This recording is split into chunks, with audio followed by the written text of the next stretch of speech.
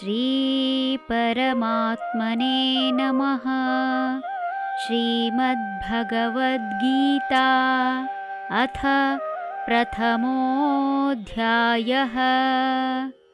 ಅರ್ಜುನ ವಿಷಾದಯೋಗಃ.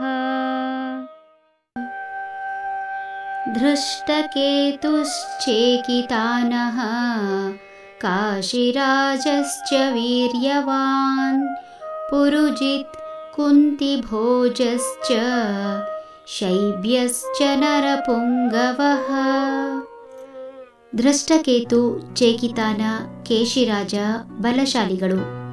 ಪುರುಜಿತ, ಕುಂತಿಭೋಜ, ಶೈಬ್ಯ ಶ್ರೇಷ್ಠ ಮಾನವರು. ಮೇಲ್ನೋಟಕ್ಕೆ ಈ 6 ಮಂದಿ ವೀರರ ಹೆಸರನ್ನು ಕಾಣುತ್ತೇವೆ. ಆದರೆ ಇಲ್ಲಿ ನೋಡಬೇಕಾದದ್ದು 6 ವ್ಯಕ್ತಿಗಳನ್ನಲ್ಲ. ಈ ವ್ಯಕ್ತಿಗಳ ಹೆಸರನ್ನು ಹುಡುಕಿ ಹೇಳುತ್ತಿರುವ ದುರ್ಯೋಧನನ ಮನಸ್ಥಿತಿಯನ್ನ. ಇಲ್ಲಿ ವೀರ್ಯವಾನ್ ಎಂದರೆ ಅಪಾರವಾದ ಶಕ್ತಿ ತುಂಬಿರುವ ಕಡುಗಲಿಗಳು. ನಂತರ ದುರ್ಯೋಧನನು ಪುರುಜಿತ್, ಕುಂತಿಭೋಜ ಹಾಗೂ ಶೈಬ್ಯನ ಹೆಸರನ್ನು ಹೇಳುತ್ತಾನೆ. ಈ ಮೂವರನ್ನು ಆತ ನರಪುಂಗವರೆಂದು ಹೇಳುತ್ತಾನೆ. ನರಪುಂಗವ ಎಂದರೆ ಗೂಳಿಯಂತೆ ಚಲನೆಯುಳ್ಳವ.